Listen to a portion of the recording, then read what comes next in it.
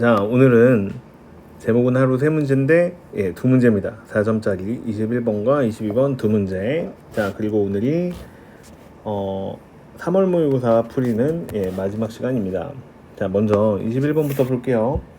자, 지수함수와 로그함수가 있습니다. 밑이 둘 다 A예요. 그러면 얘네들은 혹시 역함수 관계 아닌가 요 생각을 해봐야 하는데 보니까 플러스 2라는 숫자 때문에 역함수는 아닙니다. 그래서 얘네들을 문제를 조금 바꿔서 생각을 해볼 건데 y는 ax 제곱하고 y는 로그 a의 x 그래프를 가지고 똑같은 상황을 한번 계산을 해볼게요. 자, 이렇게 생긴 두 개의 그래프가 있었다. 근데 그려볼까요? 한번 이렇게 있죠. 이렇게 있는데 처음에 지수함수가 이렇게 있으면 y는 x라는 직선 때문에 직선과 이제 대칭인 함수를 그려야 되니까 로그 함수는 다시 빨간색으로 이런 식으로 나올 거예요. 자, 근데 여기에다가 기울기가 마이너스 1인 직선을 그려주세요 라고 했으니까 자, 기울기가 마이너스 1인 직선을 이렇게 그렸습니다. 자, 그때 만나는 점을 AB라고 했는데 여기는 AB는 평행 이동하기 전에 AB이기 때문에 우리는 요 점은 A-라고 하고요. 그 다음에 여기는 B-라고 할게요. 자, 그 다음에 이거 선분 AB를 지름으로 하는 원의 중심 좌표가 Y좌표가 원의 중심의 Y좌표. 자, 그러면 요 선분 A-와 B-를 원의 지름으로 하는 중심 좌표는 Y넥스하고 만난 요 지점이겠네요. 그렇죠? 예, 이 지점이 여기서는 이제 2분의 19라고 되어 있는데 지금 그래프를 y축 방향으로 마이너스 2만큼 평행 이동했기 때문에 똑같이 이 녀석의 y좌표는 2분의 19에서 2를 뺀 2분의 15가 될 겁니다. 자, 근데 얘가 y는 x 직선 위에 있기 때문에 x좌표도 2분의 15라고 나오는 게 맞습니다. 자, 이렇게 만들어졌고요. 그 다음에 이제 넓이가 2분의 121파이다 이렇게 나왔죠. 얘는 반지름을 가르쳐 주는 거죠. 계산해 보면 반지름을 제곱하고 파이를 곱해준 게 원의 넓이인데 요 값이 자, 이렇게 나온다고 되어 있으니까 반지름은 제곱한 값이 2분의 121인데 그럼 반지름은 11이고요. 분모가 루트이니까 2분의 11 루트 2예요. 자, 그러면 여기서 그림을 보시면 자, 여기 파란색 요 선분 길이가 아니면 요쪽 A-하고 여기 원의 중심하고가 반지름이죠. 자, 여기 있는 반지름의 길이가 2분의 11 루트 2라는 건데 기울기가 마이너스 1인 직선이라고 했기 때문에 자, 녹색으로 보조선을 그리면 자, 1대 1의 비율을 갖습니다. 1대 1의 루트 2라는 비율을 갖는 직각삼각형이 이쪽에 그려지기 때문에 여기에서 A-라는 점의 좌표를 생각할 수 있는데 A-라는 점의 좌표는 X좌표는 2분의 15인 원의 중심에서 2분의 11만큼을 빼고 Y좌표는 2분의 15였는데 얘는 반대로 이제 위로 올라가니까 2분의 11만큼을 더해준 점좌표는 2, 자, 그 다음에 2분의 26이 되니까 13이겠네요. 13이다. 이렇게 생긴 점좌표가 만들어진다는 뜻입니다. 자, 그러면 A-라는 점을 누가 지나고 있냐면 y는 a의 x제곱이 지나가고 있죠. 자, 그러니까 a의 제곱은 13이 되죠. 예, 이렇게 풀면 끝입니다. 자, 그래서 생각보다 간단한데 자, 요 문제는 기억해야 되는 게 기울기가 마이너스 1인 직선이라는 말이 나오네요. 일단 기울기가 마이너스 1인 직선이라는 얘기가 나오고 지수함수도 나오고 로그함수도 나오는데 밑도 같아요. 그러면 많은 경우에 두 함수가 역함수인 관계를 이용해서 문제를 해결해야 되는 경우가 많이 있습니다. 예, 지금 문제도 그랬고요. 그래서 이렇게 문제를 해결할 수 있다. 역함수를 이용해서 문제 해결이 될 것이다 라고 의심을 하면서 문제를 보는 게 중요합니다. 자, 다음 문제로 넘어갈게요. 자, 이제 22번 문제입니다. 자, 22번 문제는 읽어볼게요. fx가 절대값이 있는 그래프고요. x 세제곱 마이너스 3x 플러스 8 절대값이 있고요. 자, 얘와 실수 t에 대해서 t부터 t 플러스 2까지라고 나와 있네요. t부터 t 플러스 2까지라고 나와 있는데 요 구간에서 최대값을 gt라고 하래요. t값에 따라서 그 구간에서의 최대값이 있을 건데 그 값을 gt라고 하고요. 자, 그 다음에 이제 서로 다른 두 실수 알파 베타에 대해서 미분이 가능하지 않은 점을 x좌표를 t좌표죠. t의 좌표를 알파와 베타라고 하면 그 둘을 곱하면 얼마냐 이렇게 물어보는 게 질문입니다. 자, 그러면 처음에 먼저 할 수 있는 일을 먼저 하나 하면요, 우리 이런 그래프를 하나 그려봅시다. y는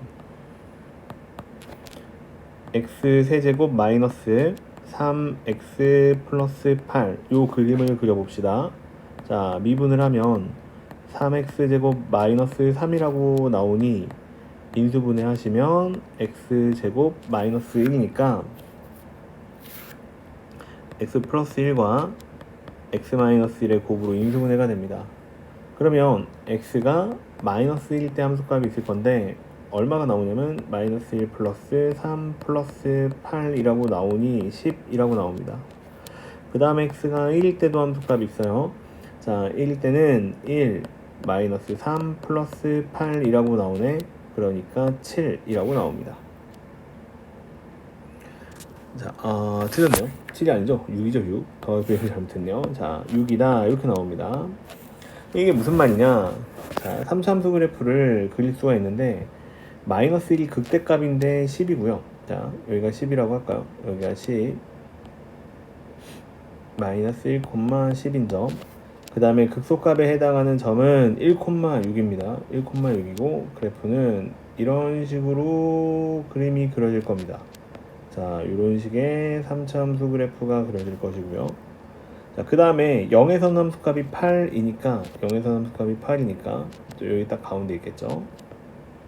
자, 이렇게 그려져서 여기는 0,8이다 이렇게 점이 찍힐 거고요. 자, 근데 여기에 이제 절대값을 붙였기 때문에 x축하고 어디서 만나는지가 중요한데 마이너스 2에서 함수값이 얼마일까 한번 생각을 해보면 x가 마이너스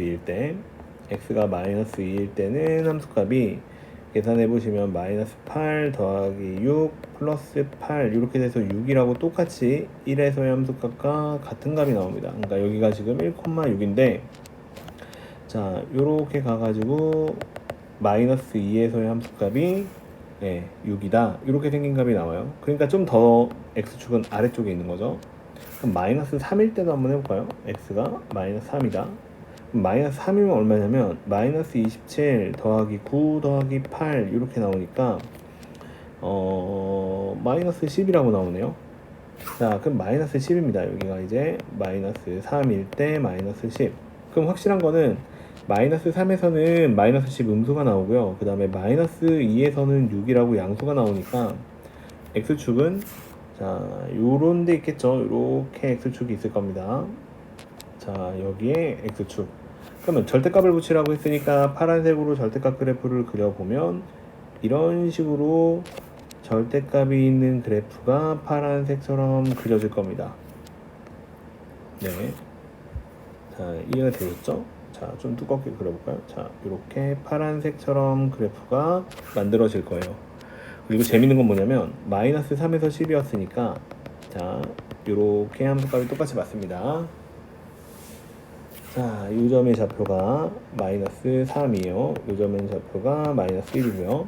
자, 이런 그림인데 자, 이제 여기에다가 덧대서 GT라는 그래프를 그려야 돼요. 그건 뭐냐면 범위를 이 간격으로 잡습니다. 자, 보세요. 이만큼의 간격을 잡아요. 그리고 최대값을 선택해주면 됩니다. 범위 안에서의 최대값. 자, 그러면 어떻게 될 거냐? 일단은 감소하는 구간에서는요, 왼쪽에 있는 값이 최대값일 겁니다. 즉, GT랑 FT랑 같은 값이 나올 거예요. 자, 그래서 쭉 떨어질 건데 어디까지 명확하게 떨어질 거냐면 간격이 2니까 자, 요 부분까지는 명확하게 떨어질 겁니다. 요 부분까지는. 근데 자, t가 마이너스 3이 되는 순간 어떤 일이 벌어질 거냐면 마이너스 3에서 마이너스 1까지의 최대값은 10이에요. 그래서 여기까지는 그대로 그래프가 나오는 게 맞는데 조금 마이너스 3보다 큰 값이 되면, 자, 범위가 마이너스 3보다 좀 커지면 끝나는 t 플러스 2 값의 범위도 마이너스 1보다 좀 커지겠죠. 그래서 지금 범위가 요렇게 극대값을 포함하는 범위가 되기 때문에 최대값은 10이에요. 극대값이죠. 이게 언제까지 이렇게 계속 될 거냐면 t가 마이너스 1, 극대값이 범위 안에 포함될 때까지는 계속 최대값입니다. 자, 그렇기 때문에 그래프는 어떻게 그려질 것이냐, 마이너스 3에서 마이너스 1 갈 때까지는 계속 10이라는 값을 가질 거예요. 그럼 우리는 여기서 미분이 안 되는 점 하나를 찾았네요. 자, 그 다음에 이제 두 번째로 다시 또 감소하는 구간이죠. 감소하는 구간에서는 뭐라고 했었냐면 그래프가 왼쪽에 있는 값을 함수값으로 갖는다고 했죠. 자, 그래서 한동안은 왼쪽에 있는 함수값을 가질 겁니다. 근데 극소값은 1이기 때문에 범위를 확장하면 어떻게 될 거냐면 범위가 t가 마이너스 1보다 커지면 어떻게 될 거냐면 이런 식으로 극소값을 포함하면서 조금씩 위로 올라올 겁니다. 그러면 어느 순간 같아지는 포인트가 있을 거예요. 어느 순간 간격이 2고 함수값도 같아지는 포인트가 있을 건데 그때부터는 함수가 바뀝니다. 자, 이렇게 만약에 같은 값이 지금 상황처럼 이 파란색 선에서 같은 값이 됐다라고 치면 t가 조금만 커지면 t의 함수값은 내려가고 t 플러스 2의 함수값은 올라가기 때문에 이 값이 최대값이에요. 그래서 무슨 일이 t 플러스 2에서가 최대값이 돼요. 그래서 무슨 일이 벌어질 거냐면 같은 값이 되는 순간 그래프가 왼쪽에 있는 부분을 오른쪽으로 평행이동 시켜주는 게 맞습니다. 오른쪽에 있는 그래프를 왼쪽으로 평행이동 시켜주는 게 맞습니다. 그러니까 그래프는 어떻게 될 거냐면 이런 식으로 요렇게 이동해서 여기서 이런 그래프가 그려지죠. 자, 그러면 미분이 불가능한 점은 여기 마이너스 1에서는 미분이 가능합니다. 상수함수로 왔다가 극대값을 거쳐서 가기 때문에. 그래서 미분이 불가능한 점은 요 점과 마이너스 3이죠. 하나 찾았죠? 자, 그 다음에 여기 꺾이는 요 포인트입니다. 자, 그래서 그림이 어떤 상황인지는 알았어요. 그러면 이제 계산을 해야 되는데 무슨 계산을 해야 하는 거냐면, 자, 요 오른쪽에 있는 요 그래프 부분에서 t를 대입했을 때와 t 플러스 2를 대입했을 때 함수값이 같은 t 값을 찾아주면 됩니다. 근데 그림을 3차함수 그래프가 이렇게 생겼기 때문에 그런 t에 해당하는 값이 여기에 하나 있다면 반대로 이쪽에도 t 값이 하나 있을 거예요. 자, 이런 식으로 t 값이 두 개가 나올 건데 내가 찾는 거는 t1, t2라고 얘기를 하면 이 t2 값을 찾는 겁니다. 그래서 만약에 두 개가 나온다면 방정식을 풀어서 그 중에서 t2 큰 값을 나는 답으로 찾아주시면 됩니다. 그 값이 이제 베타가 되는 거죠. 자, 이제 마무리 계산만 하면 될 것 같아요.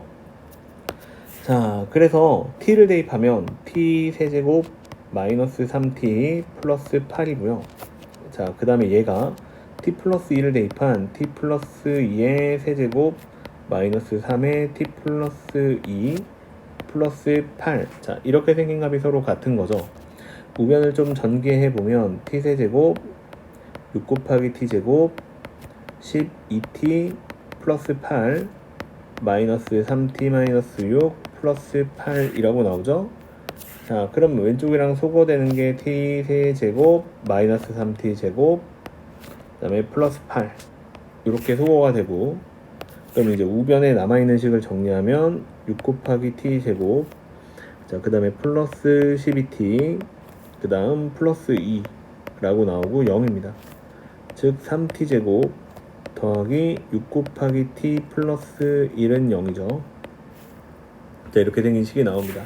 그럼 여기서 만족하는 t 값은 근의 공식을 이용해서 풀면 3분의 마이너스 3의 풀마 루트 3, 3은 9 마이너스 h니까 3이죠.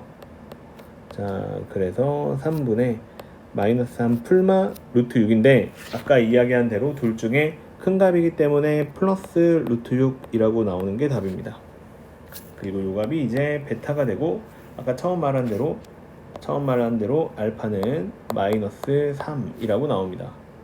자, 그러면 마지막에 산수해야 되는 거는 알파 베타의 곱이죠. 알파 베타의 곱이니까 알파와 베타의 곱은 마이너스 3과 3분의 마이너스 3 플러스 루트 6이죠.